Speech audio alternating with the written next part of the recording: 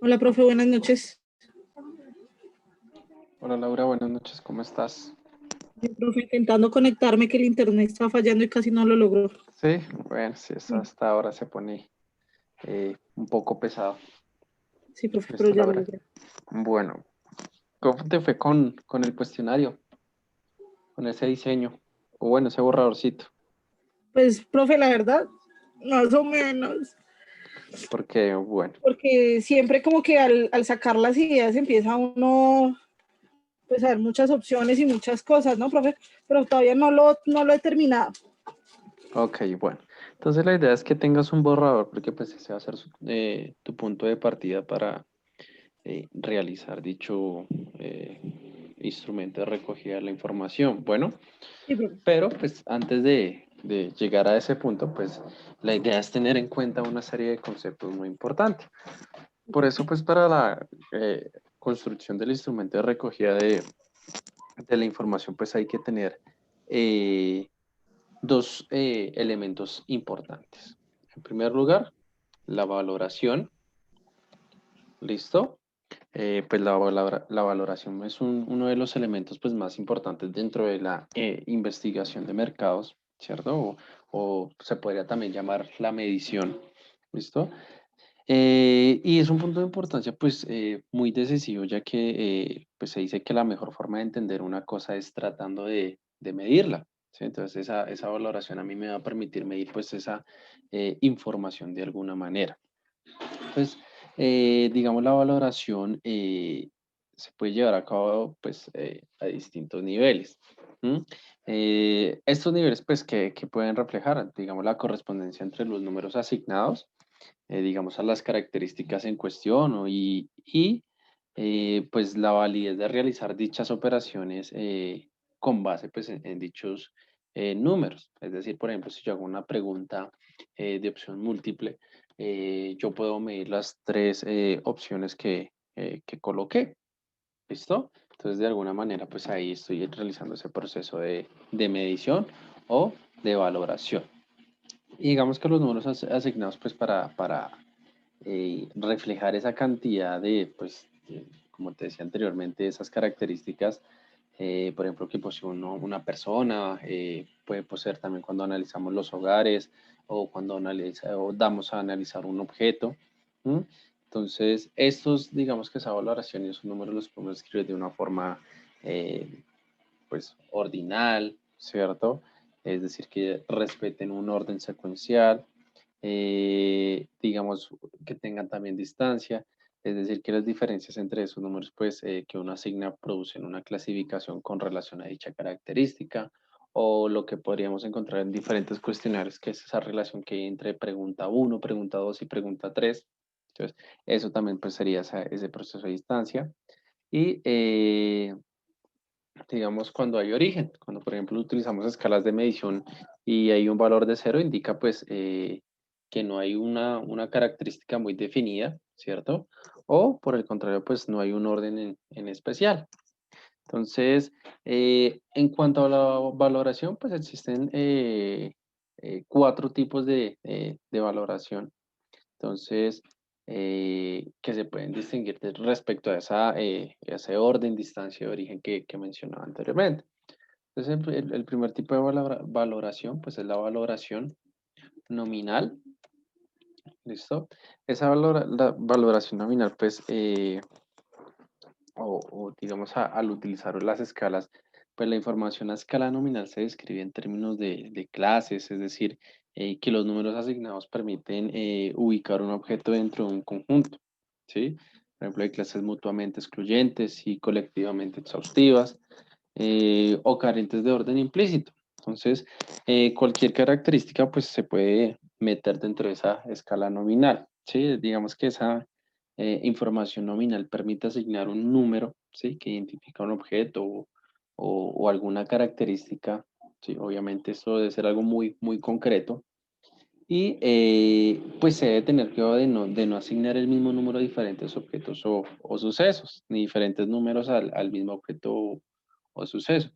Es decir, que yo utilizar, por ejemplo, el punto uno, entonces voy a utilizar escalas de 1 a 5. ¿M?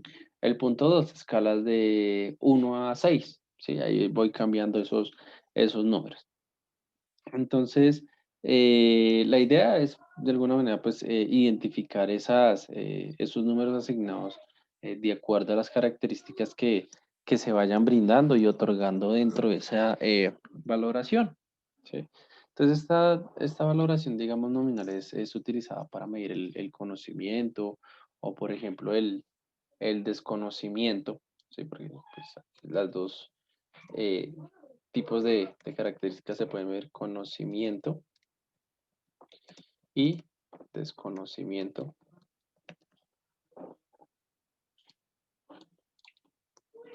¿Listo?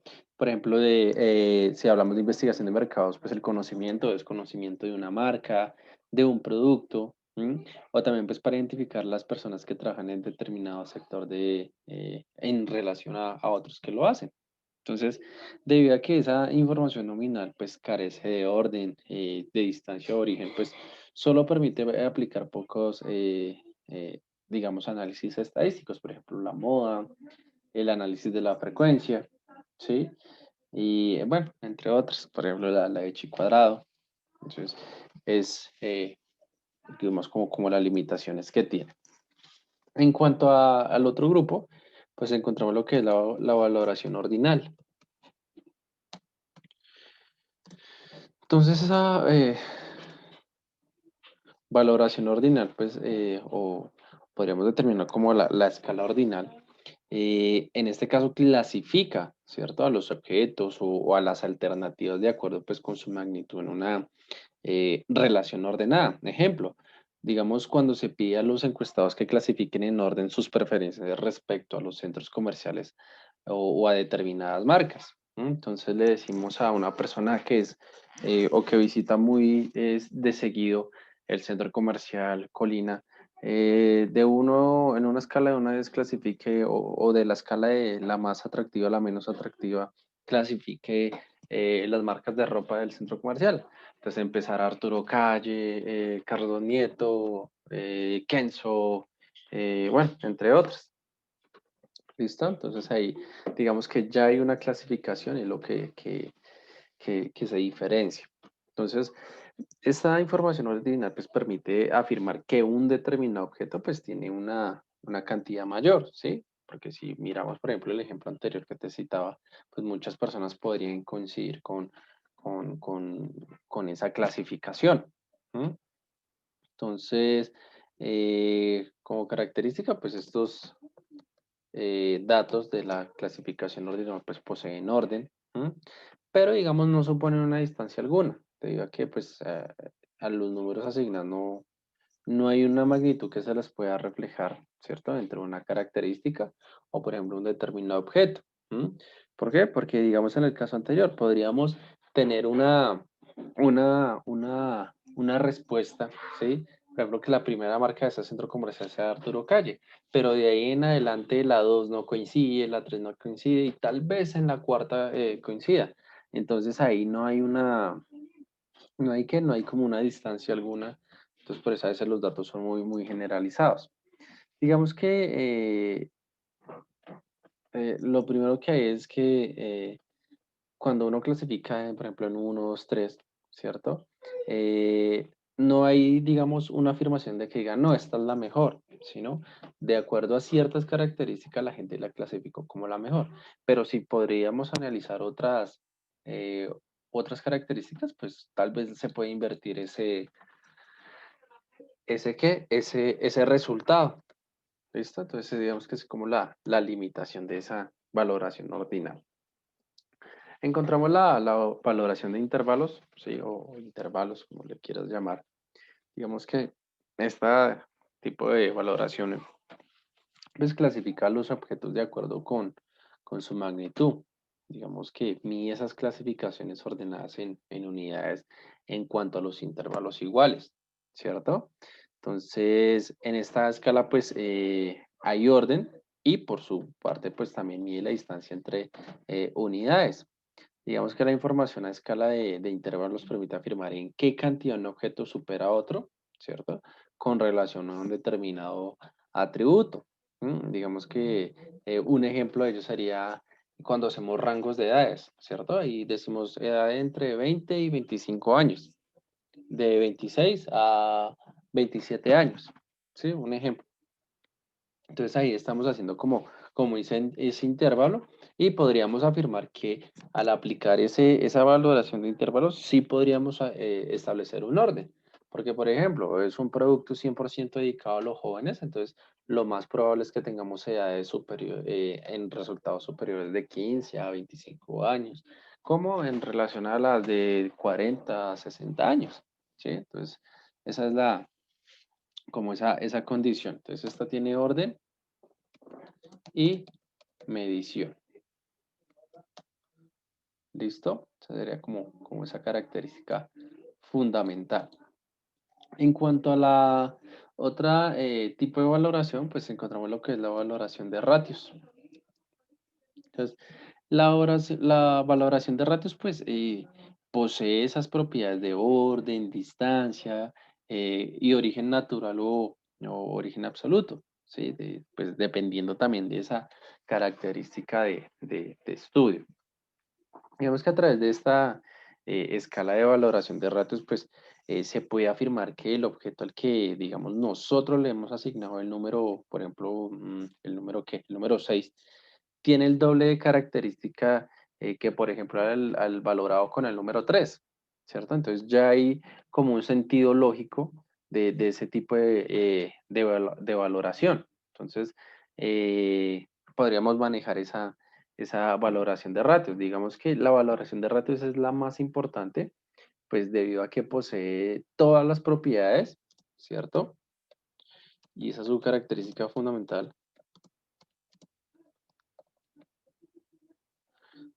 Entonces posee todas las propiedades pues en relación a la nominal, la ordinal y la intervalos, ¿sí? Entonces esa es como esa característica fundamental. Esas propiedades, ¿cuáles son? Que es una que maneja el orden, la distancia y por su parte pues también maneja las magnitudes. Entonces también dentro de esa valoración de retos pues se puede aplicar todo tipo de procedimiento estadístico. ¿Por qué? Porque pues posee esas características muy bien arraigadas. Entonces, digamos que como conclusión, pues encontramos que dentro de la valoración, ¿cierto? Encontramos la nominal, la ordinal, la de intervalos y la de ratios. Bueno, entonces, eh, todos estos pues son tipos de valoración de escalas, ¿vale? Entonces vamos a mirar qué tipos de escalas podríamos encontrar.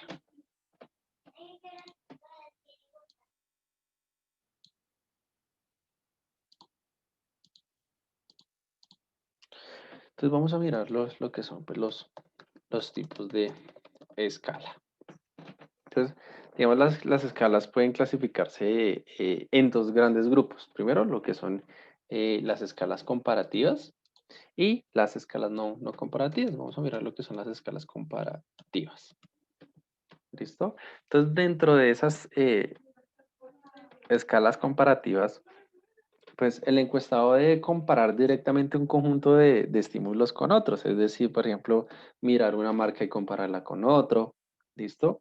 Entonces, hay diferentes tipos de escalas comparativas. Primero, vamos a encontrar la escala comparativa eh, de parejas, ¿listo? O comparación de parejas. ¿Esta en qué consiste? Pues esa escala de comparación de parejas, pues digamos uno que hace, digamos, como investigadores le presentamos a los encuestados dos objetos a la vez, ¿sí? Por ejemplo, una Pepsi y una Coca-Cola. Y pues se le solicita que elija uno aplicando algún criterio previamente especificado, por ejemplo, calidad en el sabor, calidad ¿qué más? En que no le haga tanto daño al organismo, en precio, ¿sí? Muchos estímulos que digamos, les preguntemos antes y esa persona escoja esa marca y tenga algún criterio pues para explicar dicha respuesta. Digamos que cuando el número de marcas o de criterios es grande, pues el número de comparaciones puede ser agotador. Entonces, digamos, se sigue el mismo procedimiento, se siguen comparando en parejas, pero pues la idea es que no sea tan grande, ¿cierto? ¿Por qué? Porque podríamos obtener múltiples respuestas y la consolidación de esa información pues, puede ser un poco agotadora. Entonces muchas veces se toma, digamos, 3 estímulos, entonces A, B y C. Entonces decimos primero comparen A, B, pero luego comparen B y C, y luego A y C, ¿sí? Entonces imagínate la cantidad de respuestas que podríamos obtener de acuerdo eh, a esa trazabilidad de la unificación de todos los tipos de combinaciones de parejas AB, BC o AC, ¿cierto? Entonces, si se da un gran número de datos, pues eh, las, sería imposible interpretar esas comparaciones en parejas. Por eso es muy recomendable tener muy poquitas comparaciones, ¿no? Para poder tener alguna información. También encontramos lo que son otros tipos de escalas comparativas, que son las escalas clasificatorias. Clasificatorias.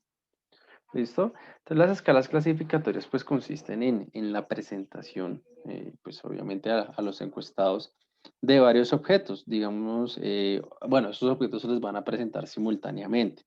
Entonces, les vamos a solicitar a esas personas que no lo ordenen o no lo clasifiquen pues de acuerdo a algún criterio en específico.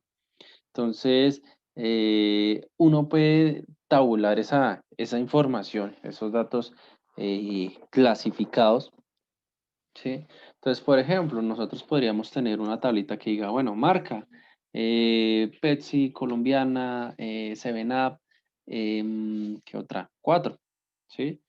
Entonces, podríamos darle una clasificación primero, segundo y tercero, ¿listo? Entonces, muchas veces, y digamos a 100 personas le realizamos eso, entonces vamos a encontrar que 4 personas podrían clasificar de primeras a colombiana, que otras 4 la clasificaron de segundas, que una la clasificó de tercero y que otra la clasificó de cuarto, ¿sí? Entonces ahí tendríamos como esas respuestas de esas escalas clasificatorias. Entonces, eh, hay que tomar pues una clasificación muy específica o una característica muy específica para poder clasificar en estos casos las marcas. Bueno, entonces muchos ejemplos hay, eh, pero pues son como las más conocidas. Entonces esas escalas pues pueden ser muy extensas, pero tampoco tienen que ser eh, pues tanto, ¿cierto? Porque tan largos los datos, pues no sería muy recomendable. Otro tipo de escala comparativa son las escalas de clasificación Q. Entonces, las escalas de clasificación Q pues agrupan los objetos respecto a determinado criterio. Entonces, digamos, a uno le puede presentar a los encuestados un grupo de objetos. Pueden ser marcas, pueden ser conceptos, pueden ser lemas publicitarios, inclusive pues también podríamos presentarle frases y de acuerdo, uno les pide, bueno, que clasifiquen respecto a su criterio, por ejemplo, clasificar las marcas respecto a su marca ideal para esta categoría de grupo. Entonces, podríamos decir, o generarles una escala de clasificación, por ejemplo, una opción, la que prefiero, me gustan, me dan igual, no me gustan, la que menos me gusta, ¿sí? Entonces ahí podríamos encontrar una clasificación de esa información y de esos datos pues previamente obtenidos. ¿Listo? Entonces, esas son pues escalas comparativas. Ahí dentro de esas también clasificatorias, pues podríamos encontrar un grupo que se llama la de clasificación condicional, la de suma constante, la de marcado de línea, ¿sí? Pero pues no es como muy comercial o muy reconocida, digámoslo de esa manera. Entonces, esos son los tipos de escalas comparativas que podríamos encontrar. Entonces, la de parejas, pues su valoración, ¿cómo puede ser? Ordinal. ¿cierto? Y o se clasificaría dentro de esa escala, dentro de ese, perdón, de esa valoración ordinal. ¿Y cuál sería la característica de una valoración ordinal? Que posee orden y distancia, ¿cierto? Entonces, esa comparación de parejas, pues, es una escala muy fácil de aplicar.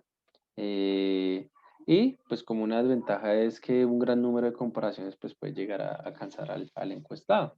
¿M? Si nos observamos o nos metemos dentro de las clasificatorias, ¿qué valoración tenía? Puede ser una valoración o es una valoración ordinal. ¿Cuál es la característica? Que ésta sí posee un orden. Entonces, es fácil de aplicar, digamos que puede usarse para manejar un gran número de alternativas. ¿Listo? Y como, digamos, dificultades, por ejemplo, que los encuestados tengan problemas a la hora de clasificar un gran número de alternativas. ¿M?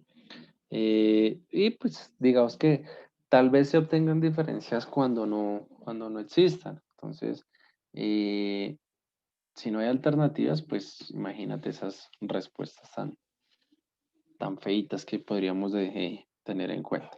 Y la mayoría pues de este tipo de escalas comparativas, pues al igual que la de parejas, la clasificatoria, la escala de clasificación Q, pues también tiene una valoración ordinal. ¿M?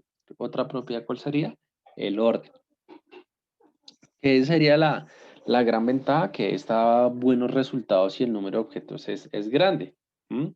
Digamos que una de de los fuertes de este tipo de clasificación, pues que reduce ese esfuerzo cognitivo que hay que realizar si el número de objetos es grande. ¿M? ¿Por qué? Porque se les da previa estimulación, porque se les da previo conocimiento.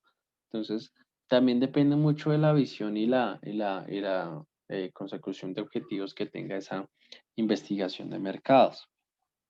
Entonces, eh, siempre, digamos, no es una desventaja, pero es como una recomendación, es que siempre debe tener la presencia de algún encuestador para que asegure que ese trabajo se está realizando de la mejor manera.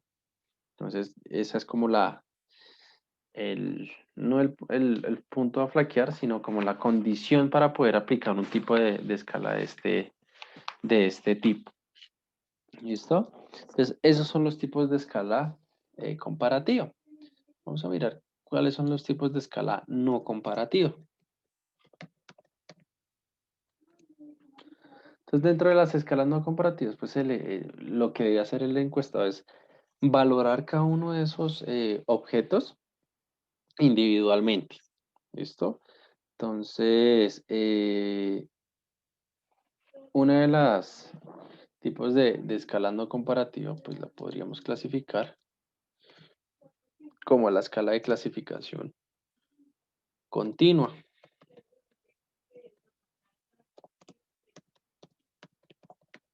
¿Listo? La escala de clasificación continua, eh, pues pueden usarse en un formato también no comparativo, ¿sí? Digamos que lo que uno hace es solicitarle a ese encuestado que asigne la puntuación al objeto estudiado de una línea, por ejemplo, de 5 pulgadas de largo. Entonces, él va a decir, por ejemplo, ¿cuál es su opinión acerca del producto X? Por favor, marque como una X el lugar adecuado. Entonces, le podríamos trazar una línea. No voy a hacer acá como un pequeño ejemplo. Le trazamos una línea a esa persona y aquí le decimos, y está la palabra desfavorable, y aquí podríamos encontrar las favorable. ¿Mm? Mira que aquí no hay una clasificación de 0 a 10 o de 0 a 5, sino por ejemplo la persona la coloca acá. Si la colocara la X acá uno dice, ah, bueno, probablemente le parece muy favorable ese producto. Pero si la pone por acá, uno dice, ah, no, es desfavorable. Pero si la podrá poner como por la mitad, uno dice, ah, bueno, hay algo que le llama, pero que no le llama la atención de un 100%. Entonces, esa escala de clasificación continua o marcado de línea, pues es un buen método para poder utilizar esas escalas de valoración. ¿Listo? Otra de esas escalas comparativas pueden ser la de clasificación prememorizada.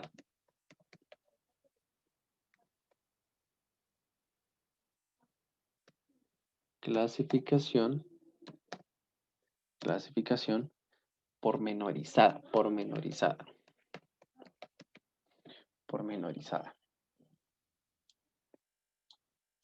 Entonces, en este caso, ¿qué debería hacer el encuestado? Pues valorar el objeto de acuerdo a una escala que incluye números o, por ejemplo, breves descripciones. Entonces, por ejemplo, uno le diría a esos encuestados, ¿cuál es su opinión acerca del producto X? Marque como una X. Entonces, uno le podría dar 3 opciones: enormemente favorable, muy favorable, ligeramente favorable. ¿Qué más le podríamos escribir a esa persona? Ni favorable ni desfavorable, ligeramente desfavorable, también muy desfavorable o enormemente desfavorable, ¿cierto? Entonces, ahí podríamos establecer grupos de las personas que otorgaron favorabilidad a ese producto, ¿cierto? O desfavorabilidad acerca de ese producto, dependiendo pues de la cantidad de caracterización que le demos a esas escalas. ¿Listo? En este caso, pues como son la característica fundamental de esas escalas de clasificación pormenorizadas, pues nosotros podemos tener muchas respuestas, ¿sí? Entonces, pero siempre hay que dejarle un límite a esas respuestas, bueno, porque pues se nos puede volver algo muy tedioso y muy grande y pues no sería muy bueno. Dentro, digamos, de esas escalas de, por ejemplo, favorable, desfavorable, pues hay diferentes escalas. Por ejemplo, está la escala desequilibrada, que es cuando uno le dice, ¿qué le parece este producto? Excelente, muy bueno, bueno, aceptable, malo, ¿cierto? O, por ejemplo, equilibrada, muy bueno, bueno, malo, muy malo. Pues entonces empezamos de un extremo a algo neutro, luego algo neutro y luego otro extremo. ¿Listo? Entonces, hay muchísimas formas de realizar ese tipo de escalas no comparativas. Bueno, entonces, en las escalas comparativas, o esa característica fundamental de esas escalas comparativas, ¿cuál sería? De este grupo. En este caso, pues que el encuestado debe comparar directamente un conjunto de estímulos con otros, es decir, comparar dos productos, comparar dos tipos de vehículos, comparar dos marcas, ¿cierto? Mientras que en las no comparativas, pues, ¿qué hace el encuestado? Valorar cada uno de los objetos individualmente, ¿cierto? Entonces, cuando dicen, para mí es muy bueno, muy malo, eh, muy satisfactorio, poco satisfactorio, ¿cierto? Pues ahí es uno de los elementos pues muy importantes dentro de esas escalas de medición. Bueno, entonces, eso pues corresponde al tema de lo que son las escalas de valoración. Bueno, pasamos a otro tema importante dentro de ese elemento de construcción, que es la medición de actitudes, algo muy importante dentro de una investigación de mercados, ¿cierto? Y uno va a decir, bueno, ¿y cómo por qué meto esa medición de actitudes? Pues las actitudes son importantes en el marketing, ¿sí? Porque pues existe una relación de que hay algo que dice que mis actitudes tienen relación con mi comportamiento. Pues, por ejemplo, si yo tengo la actitud de una persona pues muy hiperactiva, muy extrovertida, ¿cuál va a ser mi comportamiento dentro del marketing? Pues que me va a gustar vestirme de productos con colores muy vistosos o que me gusta ser un comprador muy compulsivo. Entonces, el medir las actitudes también brinda, ¿sí? Una perspectiva de esa investigación de mercados acerca de lo que nosotros deberíamos abarcar para entablar o coger esa actitud como un punto favorable para nosotros como investigadores, ¿sí? ¿Cómo podríamos definir una actitud? Como un estado mental. ¿M? que predispone pues a las personas o a los individuos, porque pues también podría pasar en los animales, a responder de determinada manera cuando se les está sometido a un estímulo. Entonces, ¿cómo actuarían las personas cuando empezaron a lanzarse esos domos 3D, ¿cierto? O esos eventos 3D. Entonces, ahí podríamos invitarlas a medir esas actitudes o tratar de medir esas actitudes en relación a esos comportamientos. ¿Listo? Entonces, se entiende que las actitudes, pues, preceden al comportamiento, es decir, se considera que las actitudes, pues, reflejan lo que piensa una persona, digamos, de alguna manera, pues, determinan su comportamiento. Entonces, la medición de actitudes es importante debido al papel central que juega en el desarrollo, pues, de una estrategia, ¿sí? Por ejemplo, unas estrategias de segmentación o estrategias de posicionamiento, o por qué no también mirar esas medición de actitudes cuando, por ejemplo, queremos lanzar un proceso de evaluación en la efectividad publicitaria, cuando queremos la aceptación de un producto o cuando queremos facilitar pues, el desarrollo de programas de marketing. ¿No? En general, muchas cosas que podríamos hacer con las medición de actitudes. Entonces, desde, digamos, ese punto de vista de la investigación de mercados, pues las actitudes pues las debemos analizar en dos formas o en dos grupos pues muy generales, ¿sí?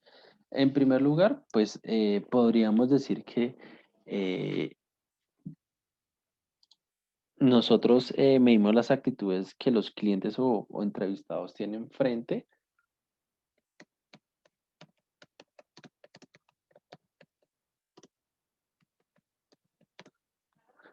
al objeto, ¿sí? O al estímulo.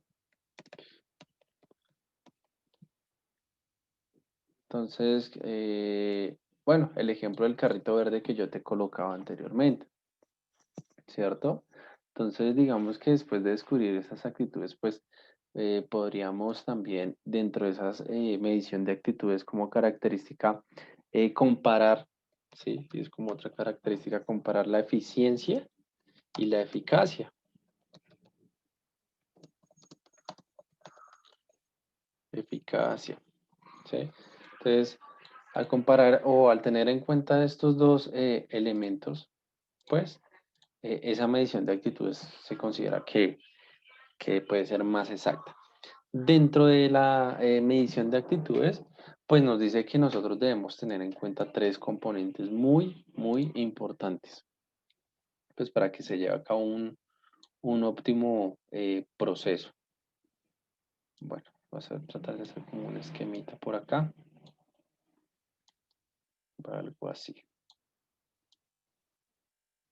Listo, bueno, allá te quedará más bonito en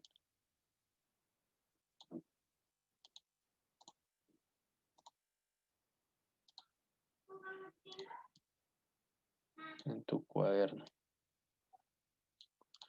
¿Listo? Entonces, podríamos también, dentro de esas mediciones de actitudes, trabajar tres tipos de componentes. Primero, un componente cognoscitivo. ¿Listo? Es como uno de los principales, ese componente cognoscitivo. Encontramos también lo que es el componente afectivo. ¿Listo? También podríamos encontrar lo que es un componente conductual.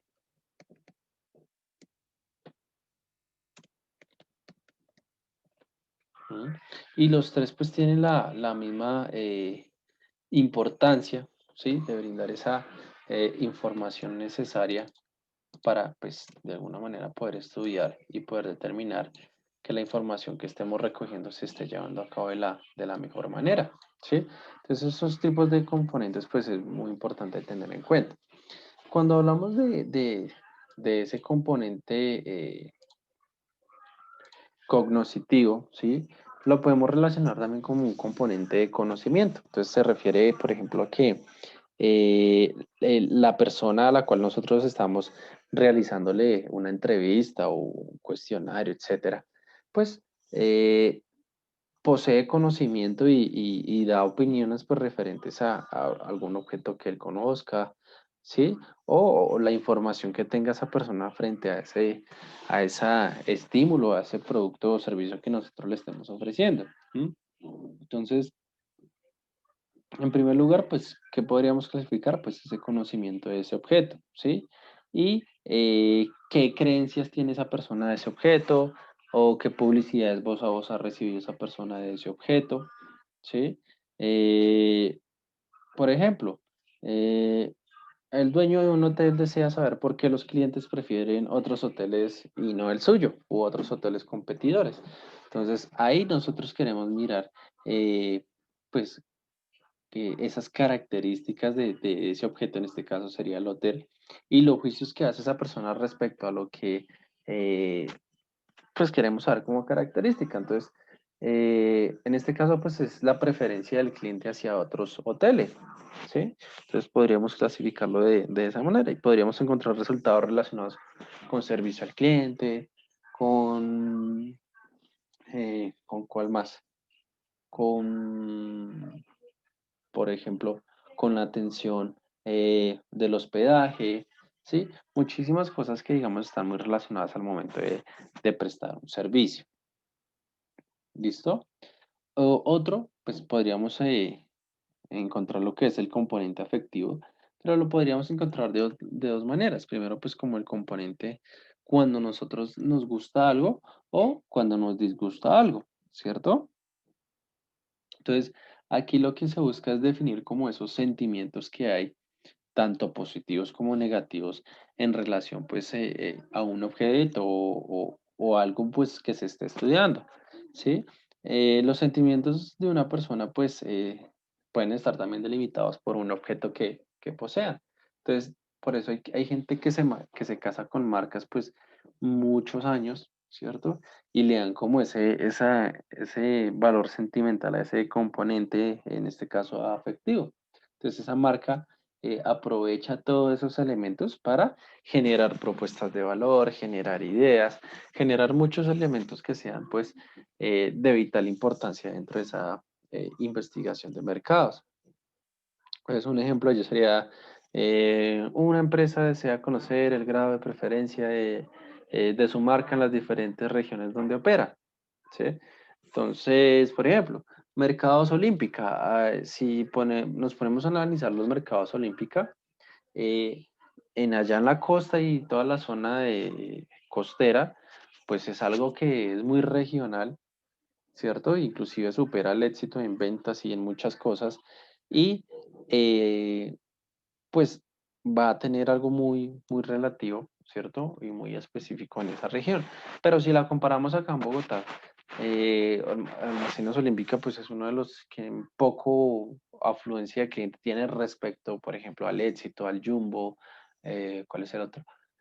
Metro, bueno, entre otros, ¿cierto? Entonces ahí sería también como esa afectividad que tienen las personas frente a diferentes marcas. Y por último, pues encontramos lo que es el componente conductual. ¿Sí? Los componentes conductuales pues denotan pues esa disposición hacia una acción determinada. ¿Sí? Es decir, se trata de las expectativas que tiene una persona en relación con el comportamiento futuro, ¿cierto? Respecto a la presentación de un objeto, podría ser. Digamos un ejemplo, ¿cuál sería? Una empresa pues de restaurante de comida tradicional desea saber qué pasaría si incluye pizzas dentro de su menú y qué pasaría si a la inclusión de esas pizzas pues tendría esa aceptación. ¿Sí? Entonces sería una muy buena comportamiento conductual. Entonces vamos a suponer que es una marca súper exclusiva y en su menú quiere poner pizzas, ¿cierto? Al poner pizzas, pues estaría modificando su tipo de cliente. Entonces, tal vez al cliente premium no le guste ese tipo de ideas. ¿Por qué? Porque no va a sentir como esa exclusividad dentro de ese servicio. ¿Listo? Entonces, esa es como los tres componentes que se miden dentro de esa tipos de medición de actitudes, perdona.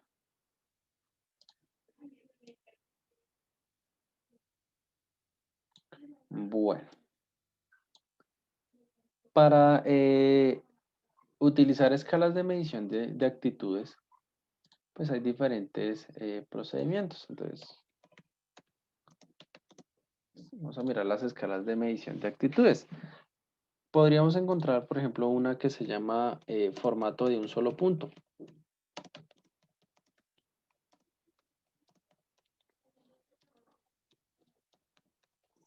¿Listo? Este tipo de escalas, pues, suponen pues que uno debe pedir al encuestado que ofrezca su opinión marcando una sola alternativa. ¿No? Los formatos pues pueden variar dependiendo de las frases que se utilicen o generalmente pues se emplea un formato de elección pues no forzosa, digamos que quede como el libre albedrío de las personas. Entonces, un ejemplo de ello sería mi actitud con respecto a la compra de gaseosa 7-Up es, por ejemplo, muy favorable, favorable, podría decir carezco de opinión, contraria, muy contraria, ¿sí? Entonces, solo le pedimos que nos marque una opción para crear eh, como eh,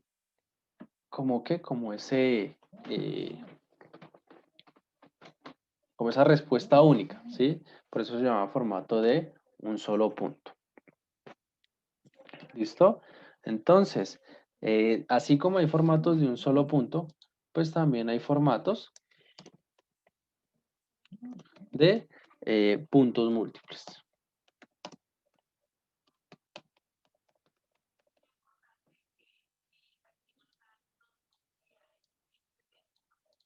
¿Listo?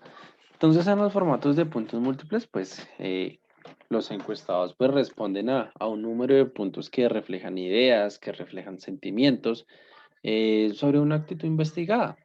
Entonces, ¿qué hace después el investigador para tabular esa información? Pues combina esas respuestas en cada uno de los puntos.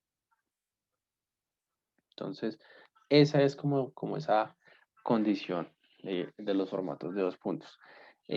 También hay unas escalas que se llaman escalas de diferencias semánticas.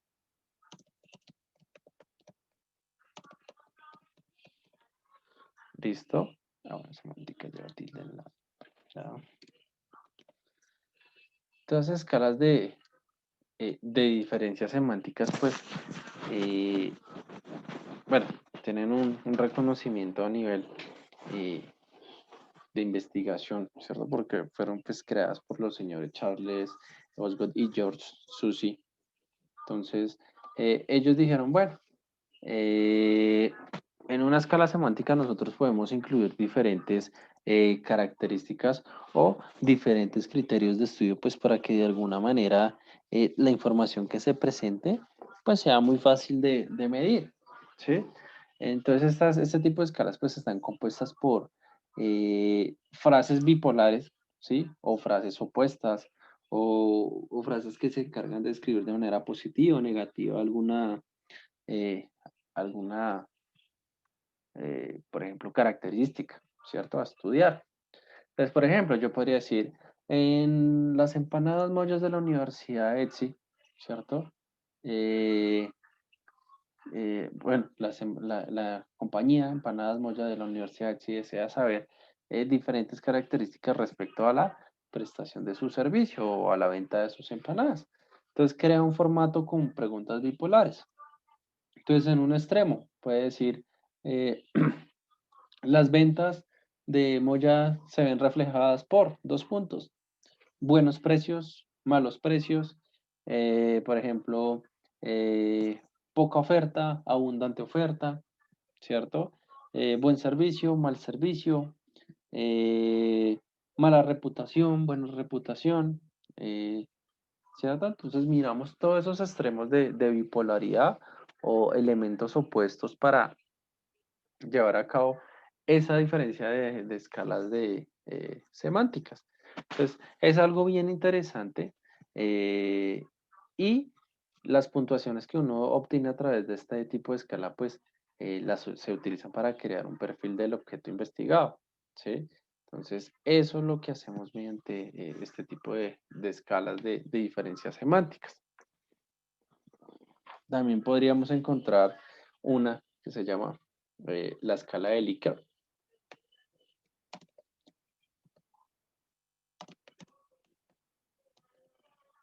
¿Listo? Entonces, la escala de Likert pues fue creada por René Likert y digamos que se conforma de un conjunto de frases valorativas, digamos, referentes a una determinada actitud ante un objeto. El número de frases pues varía pues dependiendo de esa investigación, pero normalmente tiene entre 15 y 30 frases. Entonces, la idea es emplear un número impar de frases favorables y desfavorables para que esta escala pues sea equilibrada. Entonces, por ejemplo, si yo empiezo buena persona, buena actitud, pues después de 2, yo ya empiezo a escribir mala persona, mal servicio y vuelvo a retomar las 2 buenas. Y así sucesivamente, pues voy realizando ese proceso de creación. Bueno, entonces, para poder analizar ese tipo de escalas, pues lo único que hacemos como investigadores es, por ejemplo, o de alguna manera, es promover esas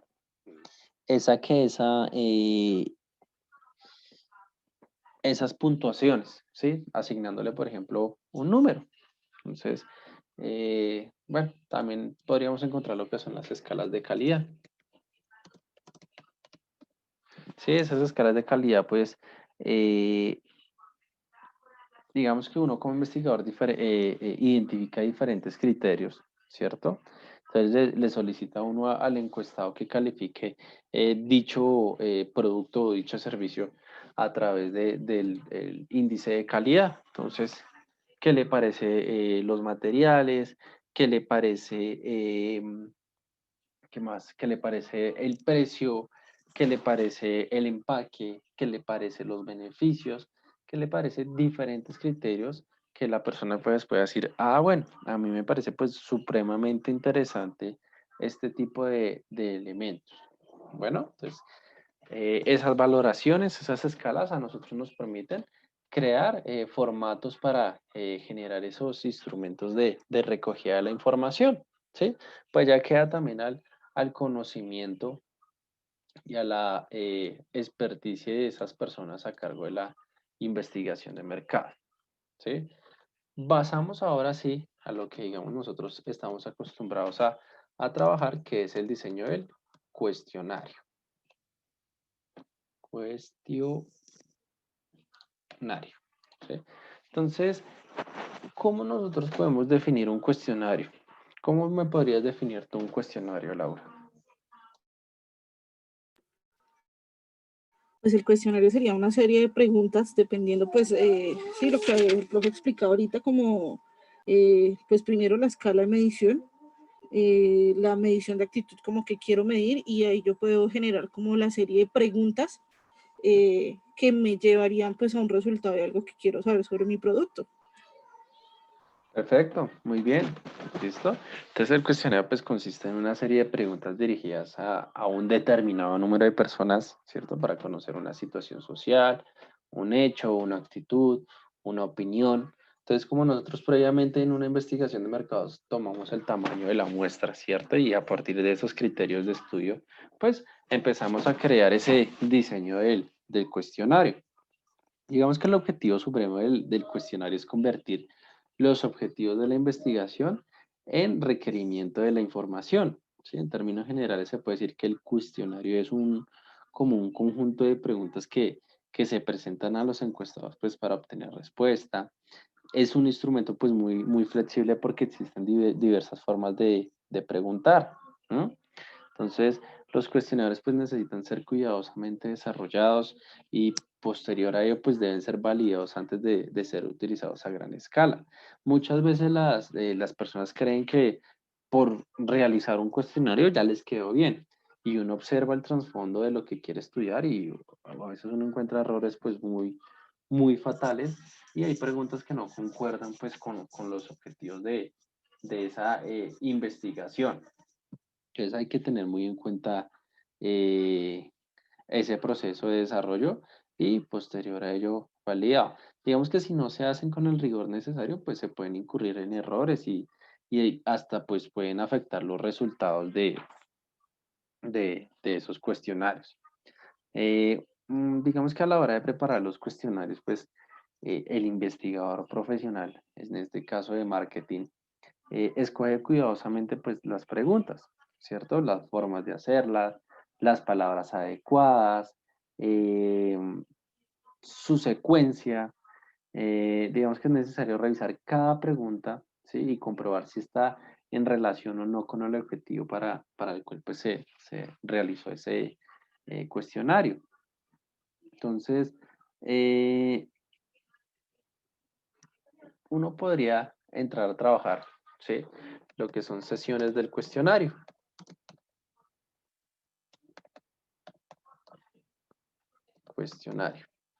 ¿Sí? Digamos que las sesiones del cuestionario, pues, normalmente son 5, ¿sí? Y que pues realizamos en esa pues, sesión del cuestionario, pues, analizar diferentes elementos. Bueno, pues voy a poner acá como en rojo. ¿Sí? Entonces, dentro de esas sesiones del cuestionario, pues, ¿qué observamos? Pues, los datos de identificación,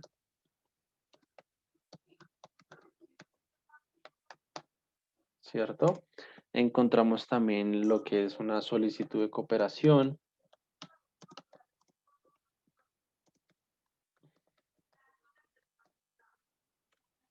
Encontramos también lo que son las instrucciones. Encontramos también, por ejemplo, lo que es la información solicitada, que es muy importante de determinar. Y por otra parte, pues los datos de clasificación.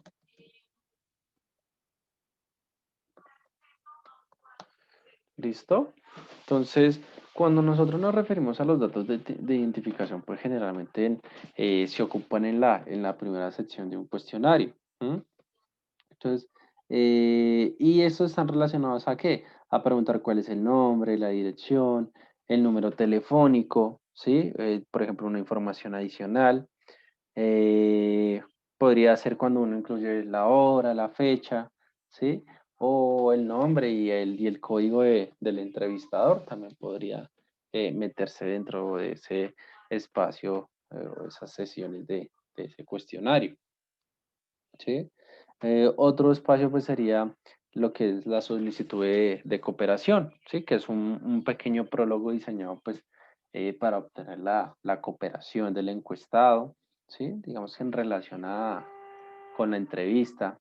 Entonces, en este prólogo pues se identifica primero al entrevistador o a la organización. Entonces, cuando dice, eh, esto es una encuesta dedicada o utilizada para eh, eh, elementos netamente estudiantiles, realizado por estudiantes de la Universidad ETSI, de la carrera profesional en estadística, con la finalidad de pues, tener un estudio eh, desarrollado en algún tema. ¿Sí? Entonces ahí es como ese prólogo. Posterior a ello, pues ya se empiezan a solicitar eh, a brindar esas instrucciones, ¿cierto?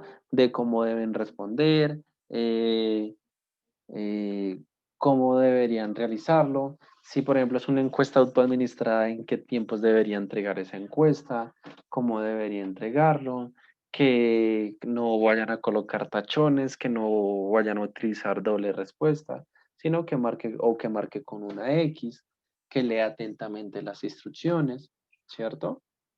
Entonces, eso es muy importante. Y por otra parte, pues encontramos lo que es la información solicitada, ¿sí? Digamos que es la porción más grande del cuestionario, pues compuesta por esos interrogantes diseñados para recabar la información que necesita el encuestado. Es decir, donde vamos la pregunta 1 a la pregunta 10, corresponde a lo que es información solicitada. ¿Listo?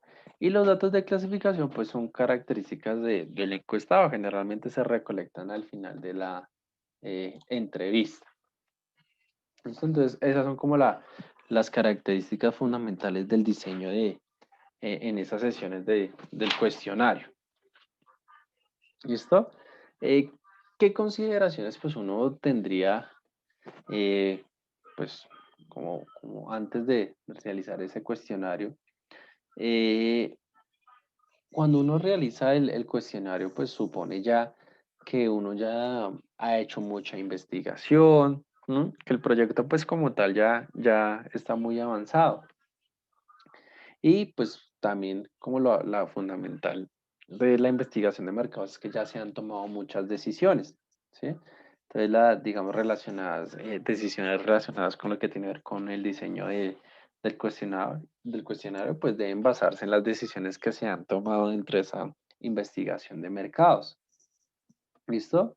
Entonces, hay que tener en cuenta, y es muy importante, digamos, no solo en el aspecto de la planeación estratégica, sino también de una creación como un elemento por ejemplo, un cuestionario, que es tener esa visión de hacia dónde se quiere llegar con ese cuestionario, hacia dónde se quiere llegar con esa información solicitada, hacia dónde se quiere llegar con esas decisiones que se toman posterior a la tabulación de los mismos. ¿Mm?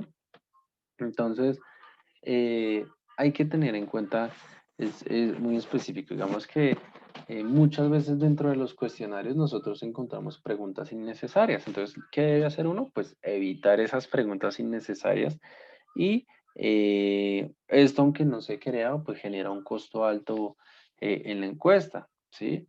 ¿Por qué? Porque si hay muchas preguntas innecesarias, pues es más tiempo que invertir el tabulador o la persona que analiza esos resultados. Como es muy extenso, pues se va a demorar más y pues todo esto nos va a generar altos costos. ¿Listo? ¿Hasta ahí alguna duda, alguna inquietud? No, profe, ninguna. Bueno, entonces te voy a dejar una pequeña investigación. ¿Listo? Entonces Sí, vas señor. a buscar y vas a